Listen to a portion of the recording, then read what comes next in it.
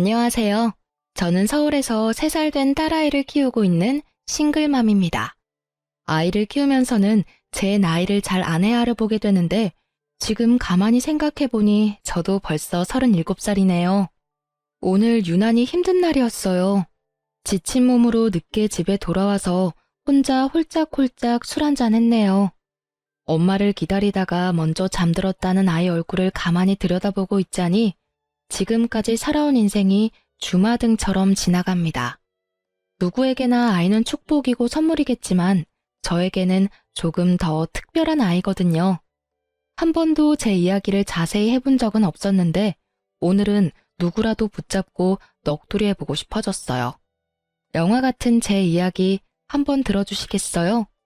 남편과는 대학교 1학년 때부터 CC였어요. 처음 만난 건 1학년이 듣는 교양 수업에서였는데 남편은 맨날 지가 그랬어요.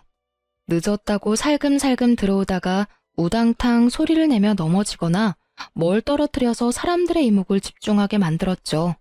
그러고는 해맑게 웃으면서 큰 소리로 죄송합니다 하고 꾸벅 인사를 하는 한마디로 미워할 수 없는 캐릭터였어요. 곱상한 얼굴에다 키도 큰데 백화점 브랜드의 옷을 늘 깔끔하게 입고 다녔어요. 하는 짓이 왠지 철없는 도련님 같아서 남자로는 끌리지 않았지만 입고 다닌 스타일이 너무 마음에 들어서 자꾸 눈이 가더라고요. 저는 패션 디자인과였거든요. 어릴 때부터 옷을 너무 좋아했고 틈만 나면 동대문 시장에 가서 옷 구경하는 게 취미였어요. 고등학교 때는 동대문에서 옷을 사와서 친구들에게 팔기도 했어요. 친구들 사이에 입소문이 날 정도로 장사가 잘 되어서 용돈도 쏠쏠하게 벌었죠.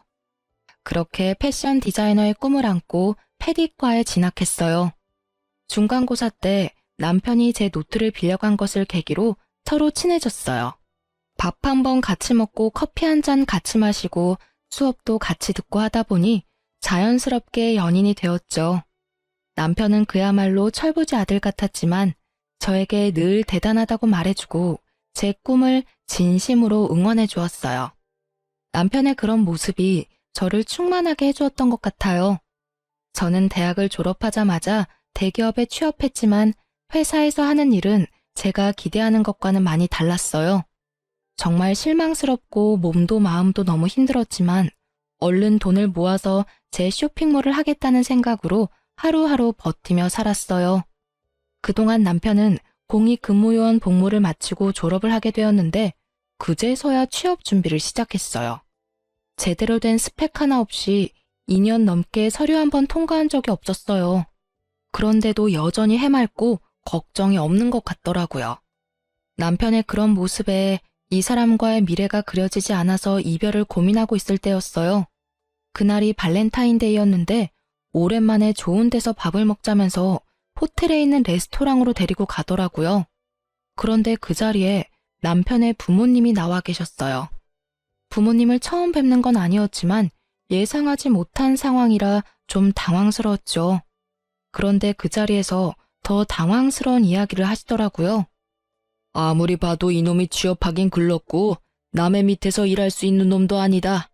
그래도 우리 집이 어렵지 않으니 지 사업해보라고 뭘 하나 차려주고 싶은데 이놈 혼자 하라고 하면 하는 족족 말아먹을 걸 내가 안다. 오래 지켜보니 진이 너는 내가 이놈보다는 믿을만 하겠더라. 이 양반이 너희 사업 자금을 대주시겠단다. 우리가 도와줄 테니 진이 너 현빈이랑 사업 한번 같이 시작해보면 어떻겠니? 초기 자금으로는 모자라지 않을 만큼 지원하시겠단다. 너희가 이만큼만 나왔는데 더 미룰 것 뭐가 있니? 그냥 너희 결혼해라. 예물 예단 이런 헐에 생략하고 소박하게 가족들만 모여 시골리고 현빈이 아파트에서 같이 살면서 너희들 사업 한번 같이 해봐라. 남편의 집안 사정을 아주 자세히 알고 있지는 못했지만 경기도 근처에 대대로 물려받은 땅이 많고 20여 년쯤 전에 그 일부가 고속도로에 유입되면서 엄청난 보상을 받았다고 하더라고요. 친구들 중에는 남편 집안의 부를 부러워하거나 시기하는 애들도 있었지만 저는 사실 경제력을 알고 사귄 것도 아니었고 그를 만나면서 그 집안의 재산이 저와 관계 있는 일이라고 생각해 본 적은 없었어요. 그런데 이 남자랑 결혼을 하면 제 브랜드를 만들고 싶었던 꿈을 이룰 수 있다고 하는데 이게 현실 같지도 않고 한동안 그냥 멍해지더라고요. 그 자리에서 제가 무슨 이야기를 하고 무엇을 먹었는지 아직도 기억이 나지 않아요. 마치 꿈을 꾼 것처럼요. 이렇게 사업을 할 수 있는 기회는 제 인생에서 두 번 다시 오지 않을 것 같아서 솔직히 붙잡고 싶긴 했는데 꼭 돈 때문에 결혼하는 것 같아 제가 너무 속물 같더라고요. 그래도 저희 부모님도 동의하시고 친한 친구들도 저를 지지해 주었어요. 너무 갑작스럽고 둘 다 아직 어리긴 하지만 너희는 가장 순수할 때 만나서 6년이나 만난 사이잖아. 그만큼 오래 연애했으니 결혼하는 게 당연하지. 그런가? 나 돈 때문에 결혼하는 거 아니겠지? 그럼 절대 돈 때문에 결혼하는 건 아니지. 이런 기회도 아무에게나 오는 게 아니야. 이런 기회를 제안받은 것도 네 복인 거야. 정말 감사하게 받아서 현빈이랑 같이 사업 잘해봐. 그 다음에 다 갚아드리면 되지. 안 그래? 그렇게 우리는 결혼하게 되었고 작은 사무실을 하나 얻어 인터넷 쇼핑몰을 시작했습니다. 고등학교 때부터 사입하던 실력으로 예쁜 디자인을 독점으로 잘 뽑아왔고 제가 직접 디자인한 자체 제작 상품들도 판매했어요. 오랜 시간 꿈꿔온 일이었기 때문에 밤낮 없이 일해도 힘든 줄 몰랐어요. 남편은 명목상 대표였지만 역시 사업에는 크게 관심이 없었어요. 그나마 다행인 건 그래도 제가 하자는 대로 군소리 없이 따라준다는 것이었죠. 온라인 마켓으로 시작해서 2년 만에 오프라인 매장도 열게 되었는데 그런 과정에서 부동산에 대해 좀 공부를 하게 되었어요. 이렇게 저렇게 부동산으로 재테크를 하다 보니 작은 상가도 몇 채 얻을 수 있었죠. 자산이 늘어갈 때마다 시부모님이 주신 사업 자금부터 갚으려고 했어요. 이렇게 자산을 키울 수 있었던 것은 시부모님 덕분이라고 늘 생각하고 있었기 때문에 이자까지 더해서 몇 번이나 돌려드리려 했죠. 또 그렇게 해야 진정으로 제 사업이라고 할 수 있을 것 같았어요. 그런데 시부모님은 언제나 단호하게 거절하셨어요. 대신 부동산 자산을 아들 명의로 해달라고 하셨어요. 부동산이라는 건 아무래도 여자보다는 남자 이름으로 되어 있어야지. 여자가 주인이면 세입자도 그렇고 공인중개사도 아주 쉽게 보는 법이야. 그래, 그런 건 어른 말 들어 손에 대는 거 하나 없어. 돈 갚을 필요 없고 상가 명의만 아들 이름으로 해라. 그걸로 대신해. 회사는 시부모님이 돈을 대줬으니 남편을 대표로 세웠다지만 제가 만든 부동산 자산까지 남편 명의로 하는 건 아무래도 좀 억울했어요. 그래도 초기 자금을 갚는 대신에 그렇게 해달라는데 냉정하게 거절할 수가 없더라고요. 집안에 괜한 갈등을 만들고 싶지도 않았고요. 이렇게 모든 게 순탄한 것 같던 저희에게 딱 한 가지 마음대로 되지 않는 건 바로 아이였어요. 결혼 5년 동안 피임을 하지 않았는데도 아이가 생기지 않았거든요. 임신이 안 되는 게 좀 신경이 쓰이긴 했지만 많이 걱정하거나 임신을 하기 위해 일부러 노력하지는 않았어요. 언제든 아이가 찾아오면 기쁘게 낳을 생각이었지만 둘 다 나이가 젊었고 무엇보다 저는 아직까지 사업에 더 욕심이 있었기 때문에 임신 자체가 그렇게 급하진 않았거든요. 그런데 시가에서는 제가 30살이 되는 해부터 임신에 대해 엄청 걱정하셨어요. 시어머니는 저만 보면 임신 이야기를 하셨고 시아버지는 외손주는 남의 자식이고 친손주가 있어야 집안의 대가 끊기지 않는다는 것을 늘 강조하셨어요. 너무 듣기 싫은 이야기였지만 옛날 분들이니까 그런가 보다 하고 그냥 넘기곤 했는데 진짜 짜증나는 건 손이 신우였어요. 신우는 원래 은행에 다녔는데 출산하고 나서 육아를 위해 그만두었대요. 아이가 어느 정도 큰 다음부터는 다시 일을 하고 싶은데 재취업이 쉽지 않아 스트레스를 적잖이 받은 모양이에요. 그래서 시부모님이 작은 카페를 하나 차려주었는데 직원을 두고 운영은 하고 있지만 본인이 그렇게 애정을 갖고 있는 것 같지는 않았어요. 제가 보기에는 카페에서 일하는 것보다 뭔가 더 폼나는 일을 하고 싶은 것 같더라고요. 카페 일은 꼭 막노동 같다면서 자신이 이런 일이나 하고 있을 인물이 아닌데 출산한 것이 억울하다고 해요. 그러면서도 저만 보면 그렇게 임신하라고 난리였어요. 아이가 주는 행복이 얼마나 큰지 올케는 모를 거야. 아이를 낳아야 진정한 어른이 되는 거라고. 아유, 나는 아이 안 낳아본 여자들하고는 말이 안 통해서 좀 답답해. 올케, 1살이라도 어릴 때 애 가져야 돼. 나이 들어서 임신하면 기형아 확률이 더 높아지는 건 알지? 네, 저도 아이 생기면 낳을 거예요. 아이도 좋아하고요. 그러니까 하루라도 빨리 가질 생각을 해야지. 그러다 진짜 큰일 난다. 네, 제가 잘 알아서 할게요. 그러던 어느 날이었어요. 며칠째 감기 기운도 있고 컨디션이 영 좋지 않았는데 어쩐지 평소에 감기 걸린 것과는 뭔가 다르더라고요. 기분이 이상해서 혼자 임신 테스트기를 사서 해보았더니 선명하게 2줄이 나왔어요. 병원에 가보니 임신 5주 차라더군요. 그런데 얼마 안 있다가 갑자기 피가 쏟아지면서 자연유산이 되었어요. 병원에서도 임신 초기 자연유산은 매우 흔한 일이고 특별한 원인이 있는 것은 아니라고 하는데 시부모님과 신우는 다들 제가 조심하지 않아서 유산했다며 제 탓이라고 몰아댔어요. 몸도 마음도 가장 상처가 큰 것은 저였는데 말이죠. 급기야 시가에서는 저에게 사업에서 손을 떼라고 요구했어요. 진이야, 내가 아무리 생각해도 이게 아닌 것 같다. 너 매일 늦게까지 일한다고 스트레스 받으니 임신이 될 수가 있겠니? 어렵게 생긴 아이도 그렇게 쉽게 떨어지는 거 봐라. 임신도 다 때가 있는데 너 이참에 그냥 일 그만해라. 네? 어머니, 일을 그만두다뇨. 제가 일을 안 한다고 바로 임신이 되리라는 보장은 없어요. 이제 시험관을 해야지. 5년을 기다렸는데 임신이 안 됐으면 더 말할 것도 없어.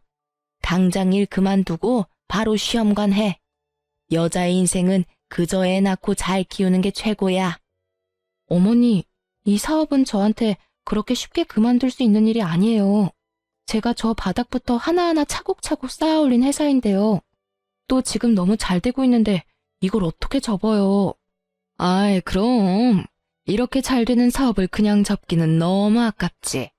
그러니까 올케가 임신하고 애 키우는 동안 내가 그거 맡아서 잘해볼게.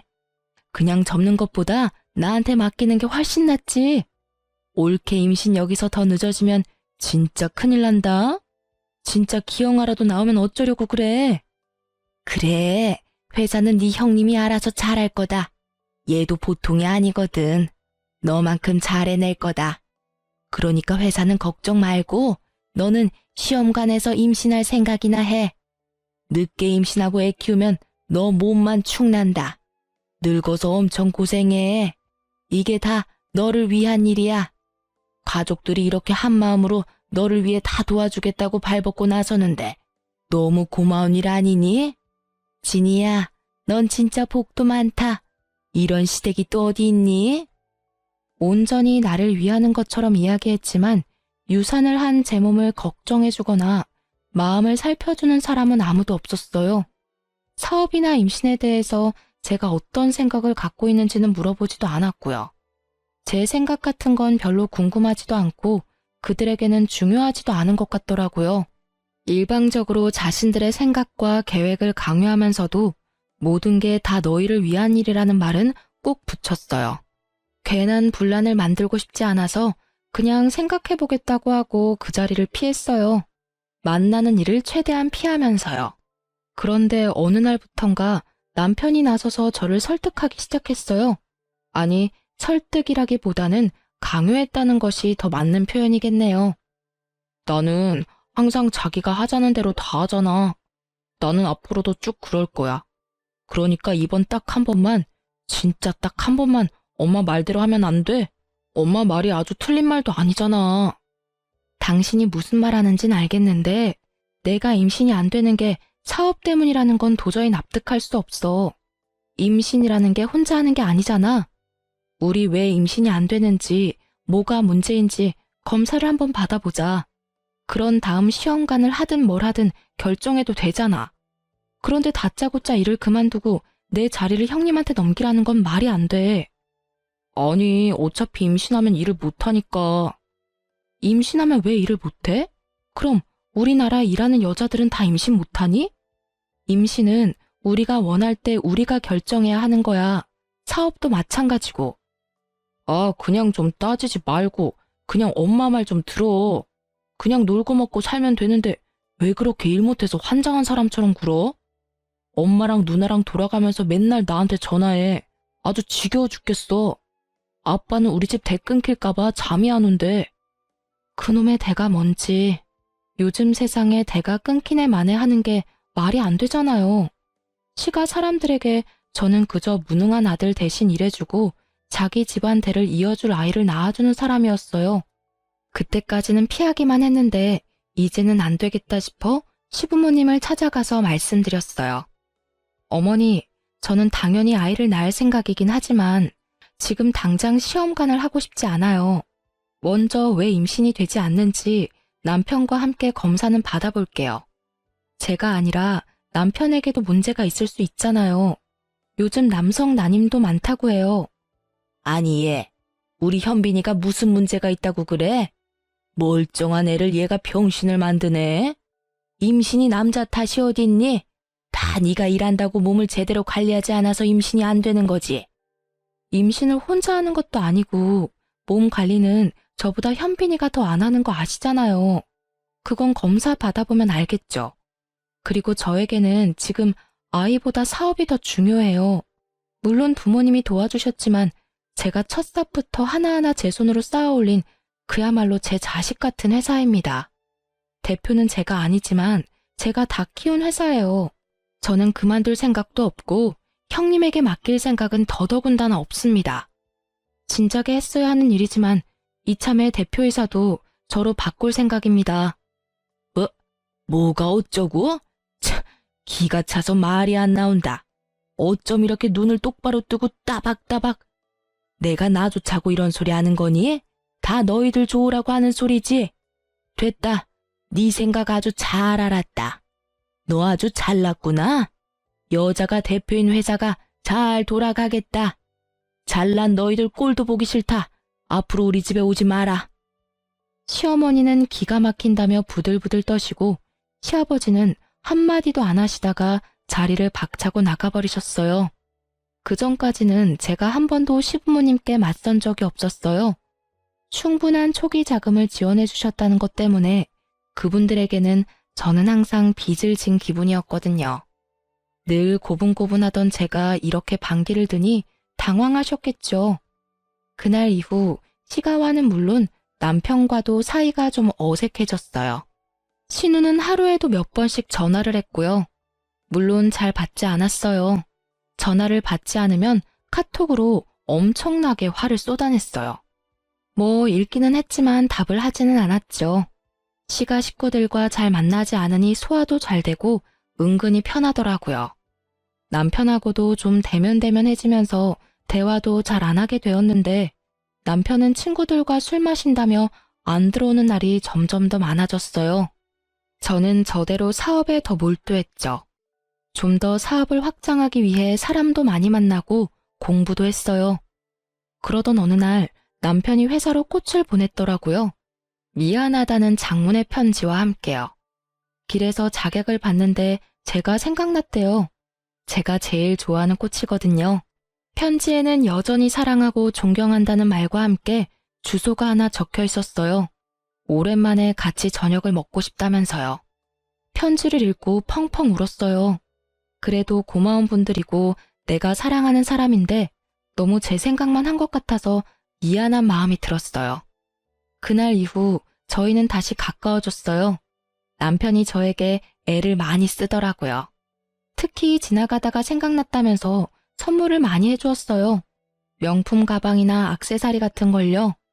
또 친구들과 발리로 서핑 여행을 다녀오더니 저와 같이 가고 싶다고 휴가를 내서 여행을 가자고 하더라고요.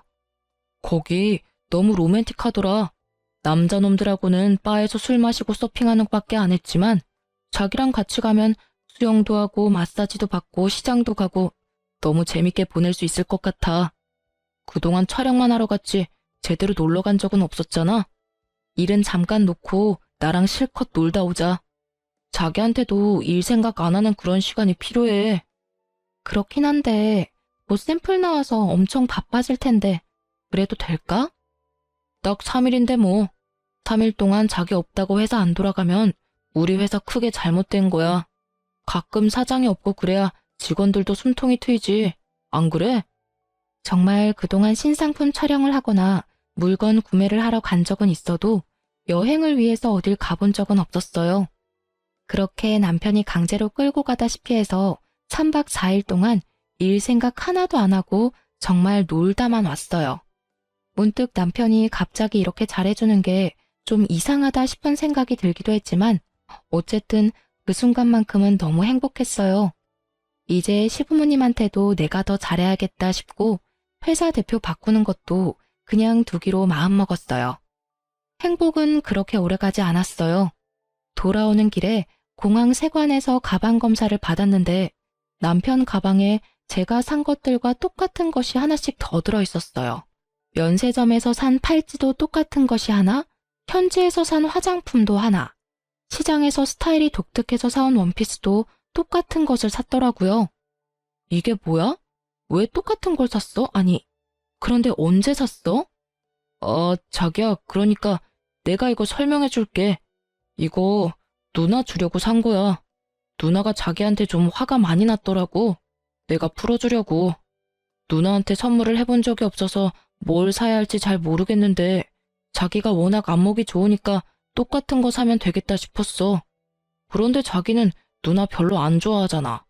괜히 기분 나빠할까봐 내가 그냥 몰래 샀어. 말 안 하고 사서 미안해. 아, 그래? 그랬구나. 그럼 나한테 말을 하지. 형님한테 더 어울릴 만한 걸 골라줬을 텐데. 누가 봐도 신우에게 어울릴 만한 것들이 아니었어요. 심지어 원피스는 사이즈도 맞지 않았고요. 평소 남편과 누나의 사이가 나쁘지는 않았지만 그렇다고 저 몰래 선물을 사서 기분을 풀어줄 정도로 다정한 사이는 아니었어요. 일단 알았다고 하고 넘어갔지만 이상한 기분이 들더라고요. 저 말이 안 되는 거짓말 뒤에는 누나가 아닌 다른 여자가 숨겨져 있을 것만 같은 직감이요.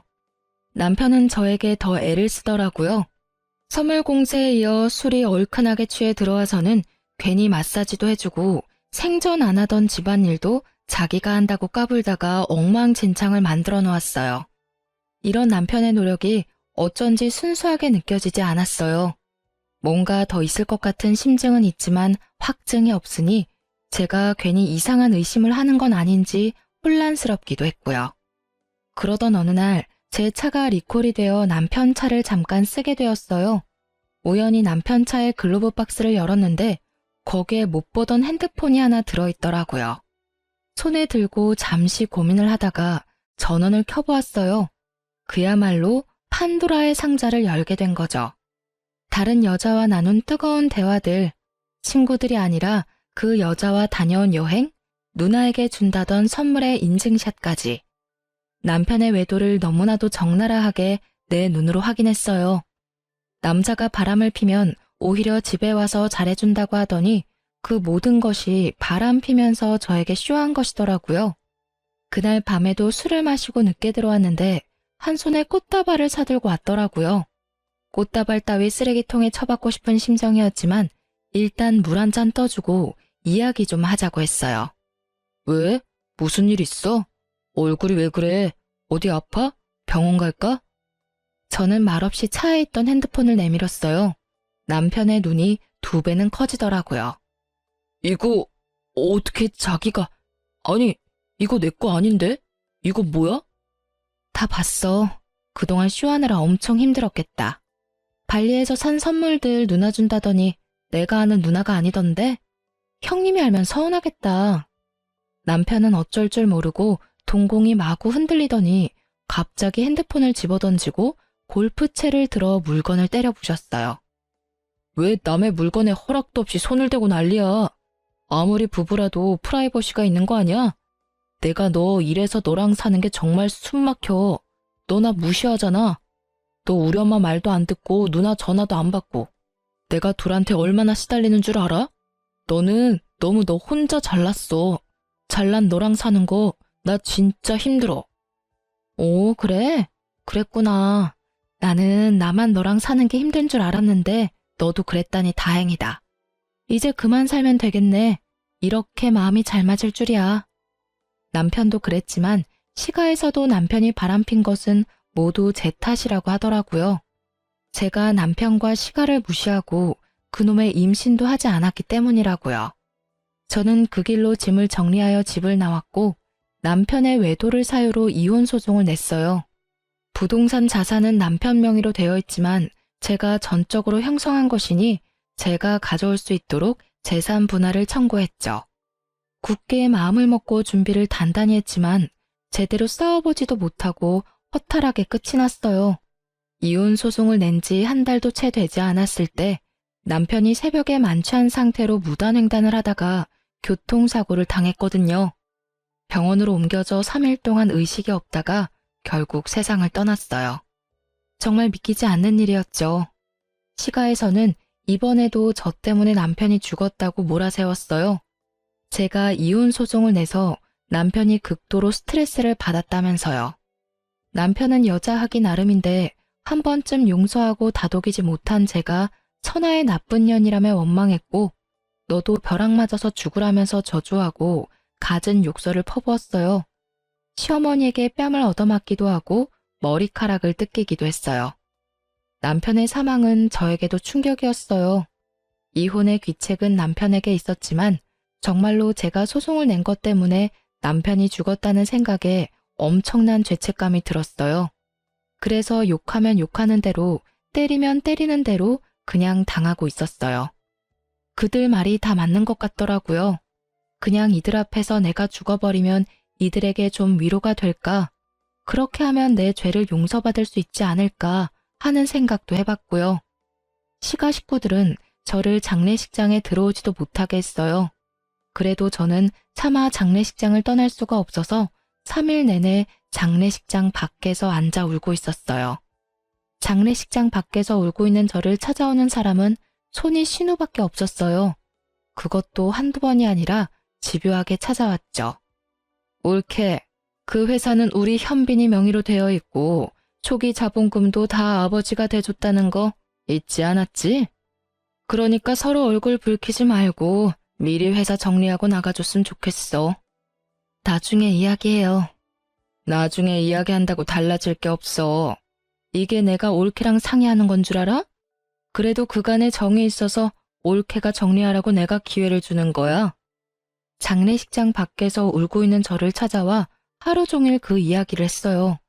장례가 끝난 이후에도 시도 때도 없이 전화하고 전화를 받지 않으니 수십 통의 카톡을 보내더라고요. 남편이 죽은 것이 본인이 회사를 차지할 수 있는 절호의 기회라고 생각하는 것 같아 보였죠. 신우의 집요한 요구에도 입을 꾹 다물고 있었고 전화나 카톡 폭탄에도 별다른 반응을 하지는 않았지만 정말 처음에는 그렇게 하려고 했어요. 남편이 나 때문에 죽었는데 제가 무슨 낯으로 남편과 함께 운영했던 회사에서 계속 일을 할 수 있겠나 싶어서요. 장례를 마치고 오랜만에 회사에 출근해서 오래 같이 일한 직원들과 함께 식사를 하면서 앞으로 회사가 이러이러하게 될 것 같다고 말을 했죠. 당분간은 대회비로 해달라는 당부와 함께요. 아니 이사님, 그게 무슨 말씀이세요? 이 회사가 이사님에게 어떤 회사예요? 그걸 왜 그 집에 넘겨요? 안 돼요 이사님, 정신 차리세요. 대표님이 돌아가신 건 너무 슬프고 안타까운 일이지만 그게 왜 이사님 때문이에요? 저희가 모른 척하고 있었지만 소문 들어서 다 알고 있어요. 바람을 피운 것도 대표님이고 술 먹고 무단횡단하다가 사고를 당한 것도 대표님이 잘못한 거잖아요. 미리 말씀드리지 못했지만 저희 직원들이 대표님이 다른 여자 만나는 거 본 적 있어요. 그래서 회사에 소문도 돌았고요. 대표님이 이사님과 여행 가신다고 할 때 저희 다 경악했어요. 두 분 이혼하신다는 소문에 저희가 얼마나 다행이라고 생각했다고요. 이런 거 미리 말씀드리지 못해 정말 죄송해요. 네, 이사님, 절대 안 돼요. 저희 지켜주셔야죠. 대표가 바뀌면 저희 다 그만둘 거예요. 그럼 이 세상에 우리 브랜드 없어지는 거예요. 제발 정신 차려주세요. 저희 회사 지켜주세요. 이사님 피땀으로 만든 회사잖아요. 직원들의 말에 갑자기 정신이 번쩍 들더라고요. 정말 그랬어요. 남편이 죽은 건 너무 슬프고 안타까운 일이었지만 정말 그가 저 때문에 죽은 건 아니었어요. 바람을 피운 것도 그였고 시가 사람들 말대로 제가 남편이 바람핀 것을 용서해야 할 이유 같은 건 하나도 없었어요. 술을 먹은 것도, 무단횡단을 한 것도, 그래서 죽은 것도 제 잘못이 아닌 그의 잘못이었어요. 여기까지 정리가 되고 나니 내가 일군 이 회사는 절대 뺏길 수 없다는 생각이 들었어요. 회사뿐만 아니라 그동안 내 피와 땀으로 만든 재산도 다 찾아와야겠다고 마음먹었어요. 그동안은 소화도 안 되고 구토가 나서 잘 먹지도 못했는데 갑자기 기운이 솟으면서 이것저것 먹고 싶은 것도 생기고 밥도 잘 챙겨 먹고 다녔어요. 남편이 사망하면서 이혼 소송은 무효가 되었고 상속으로 재산을 정리해야 했어요. 우리 부부는 아이가 없었기 때문에 저와 시부모님이 남편의 재산을 공동으로 상속받는 상황이 되었죠. 법적으로 시부모가 각각 1이고 저는 1.5가 되어서 결과적으로는 시부모가 더 많이 가져가는 모양새가 되더라고요. 상속의 규모도 그렇지만 어떤 것을 나눌 것인가도 신중해야 했어요. 자칫 잘못하면 상속세 폭탄만 맞게 되고 제 손에 쥐어지는 것이 없겠더라고요. 어찌된 영문인지 남편의 재산을 정리하는 와중에 저는 모르고 있었던 재산이 꽤 나타났어요.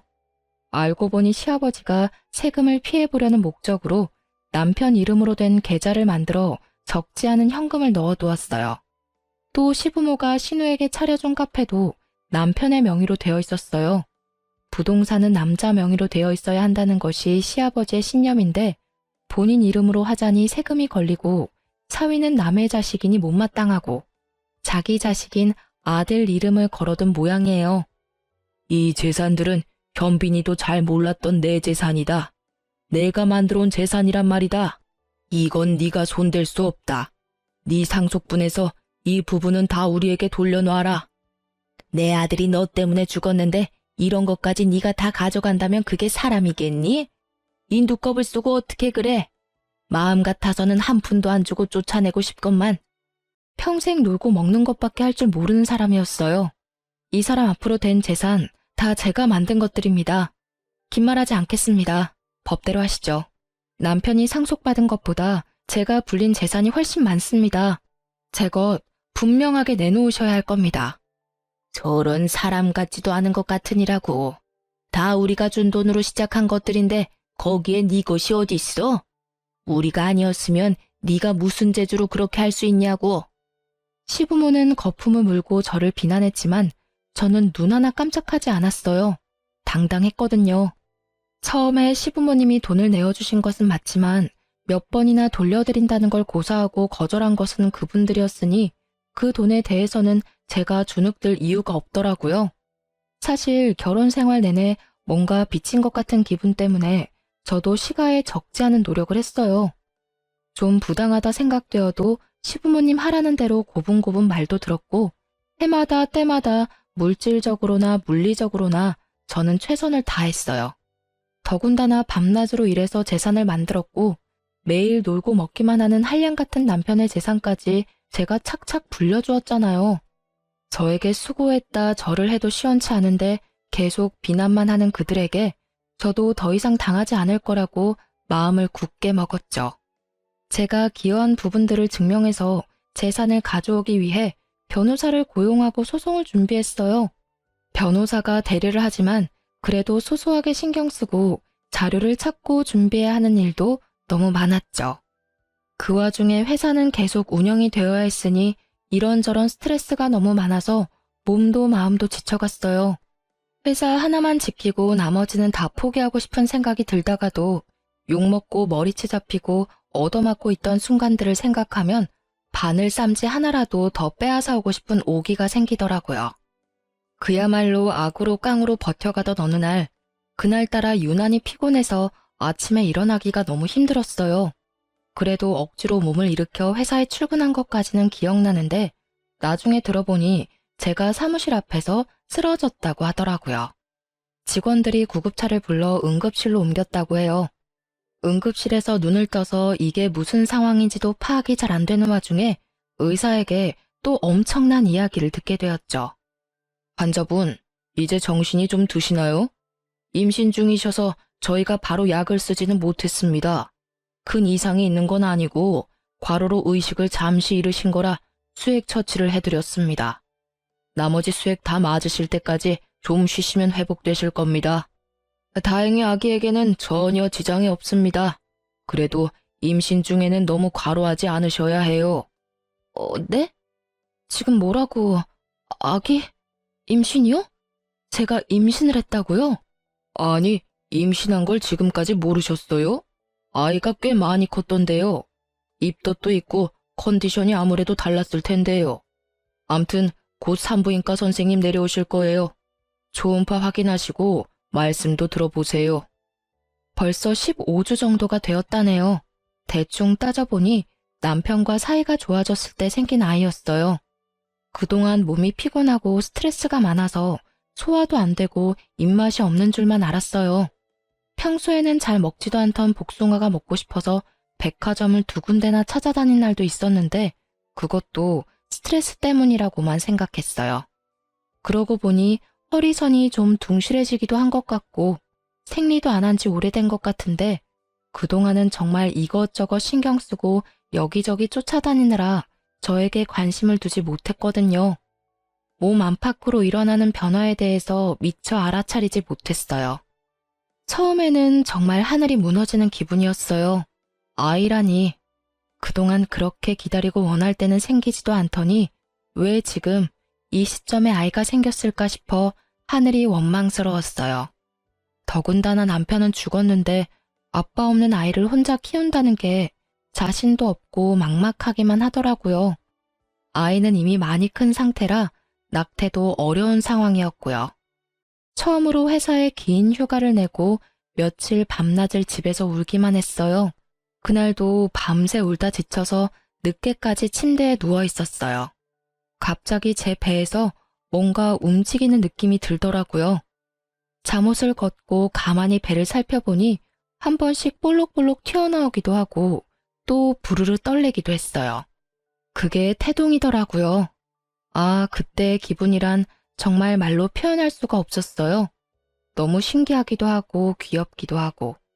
한참을 크크 웃으면서 손가락으로 아기의 움직임을 따라다녔어요. 아기가 온몸으로 저에게 이야기하는 것 같았어요. 엄마, 나 여기 있다고. 엄마랑 잘 살고 싶다고. 엄마는 아기가 있는 줄도 모르고 여기저기 치이면서 전쟁을 하고 있었는데 그 와중에 혼자서 건강하게 제 뱃속에서 자라왔다고 생각하니 너무나도 아기가 대견해서 눈물이 쏟아졌어요. 지금까지보다 더 큰 소리로 엉엉 목 놓아 울었어요. 아기에게는 한없이 부끄러운 못난 엄마였지만 저 배꼽 아래서부터 단단하게 힘이 들어왔어요. 이제 더 이상 울지 않아도 될 것 같았어요. 세상에서 제일 강한 사람이 된 것 같았거든요. 우리 아기, 엄마에게 와줘서 고마워. 엄마가 널 지켜줄게. 엄마랑 행복하게 살자. 라고 속으로 다짐했죠. 뱃속의 아이는 딸이었어요. 우리 딸의 존재가 밝혀지면서 거짓말처럼 그 복잡한 싸움들이 다 해결되었어요. 직계 가족이 생겨서 남편의 재산은 뱃속의 아이와 제가 100% 상속하게 되어 시부모와 지리멸렬하게 싸울 필요가 없어졌어요. 저는 그저 잘 먹고 마음 편안하게 지내면서 아이가 건강하게 태어날 수 있도록 지켜주기만 하면 되었어요. 그렇게 임신 타령을 하던 시가 식구들은 제가 임신했다는 소식에 얼굴이 하얗게 질리더라고요. 물론 이번에도 신우가 쌍심지를 들고 나서긴 했죠. 그렇게 안 생기던 아이가 갑자기 생겼다고? 그거 현빈이 아이가 아닐 수도 있잖아. 네가 바람 폈을지 누가 알아? 친자 확인해야지. 좋아요. 친자 확인해드리죠. 하지만 여기까지예요. 저는 더 이상 여러분들의 그 어떤 요구에도 응하지 않을 겁니다. 이제 남편이 없으니 서로 얽히지 말고 각자의 인생 잘 살아가는 것으로 해요. 그게 무슨 말도 안 되는 소리니?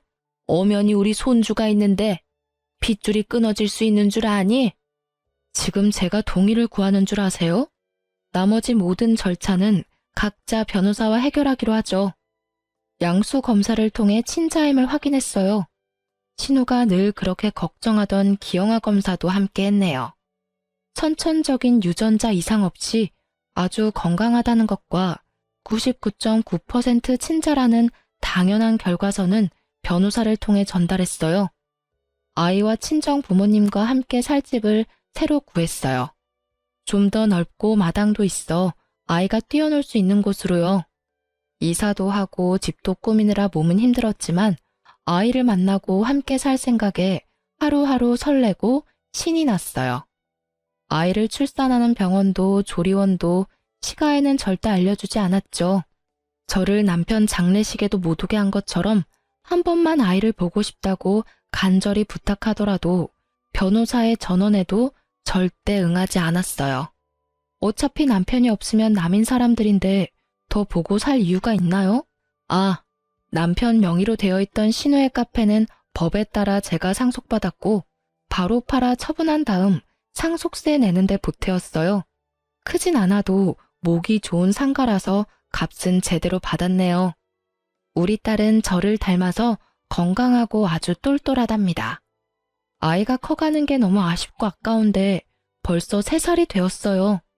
밥도 잘 먹고 말도 얼마나 잘하는지 하루 종일 아이가 종알대는 소리가 끊이지 않는답니다. 덕분에 어른들의 얼굴에는 항상 웃음꽃이 피어있죠. 저희 회사에는 아동복 라인이 새로 런칭되었어요. 딸을 생각하며 제가 직접 만드는 옷이니만큼 시장에서도 반응이 아주 좋답니다. 디자이너 딸답게 패션에 민감하고 까다로워서 신제품을 출시하기 전에는 꼭 딸에게 승인을 받아야 해요. 그러다 보니 저희 회사에서 제일 공을 들이고 있는 것이 아동복이 되었답니다. 이렇게 최선을 다해 키우고 있지만 한 번씩 아빠가 없는 것에 대해 아이가 어떻게 받아들이게 될지를 생각하면 가슴이 먹먹해지곤 한답니다. 아이가 어린이집을 다니기 시작하면서 아빠에 대해 물어볼 때가 많아졌거든요. 처음에는 아빠가 뭐냐고 물어보더니 그 다음부터는 우리 집은 왜 아빠가 없는지, 아빠가 어디 갔는지, 아빠는 어떻게 생겼는지 등등 물어보더라고요. 아빠는 하늘나라에 있는데 거긴 멋있고 좋은 사람들이 가는 곳이라고, 거기서 언제나 우리를 지켜보고 있다고 이야기해 주었어요. 아빠의 사진도 보여주고 결혼식 비디오도 보여주었어요. 아이가 커가면서 아빠의 죽음과 우리 집의 상황을 건강하게 이해하고 받아들일 수 있도록 도와주는 것이 저의 숙제겠죠. 그래도 정말 우리 딸은요, 열심히 살아온 저에게 하늘이 준 선물이에요. 남편에 대해서는 아직도 분노와 원망이 더 크고 남편의 부재가 너무 크게 느껴져서 뼛속까지 외로운 날도 있지만 우리 딸은 그가 마지막으로 저에게 준 선물이라고 생각하고 있어요. 그가 준 수많은 선물 중에서 제일 마음에 드는 소중한 선물이요. 우리 딸 진짜 저에게 특별한 아이죠? 혼자서 아이를 키우며 일하는 것이 쉽지만은 않지만 저 열심히 그리고 씩씩하게 살아갈 겁니다. 그래서 우리 딸 보란 듯이 잘 키울 거예요. 여러분, 저 응원해 주실 거죠? 지금까지 제 사연 들어주셔서 감사합니다.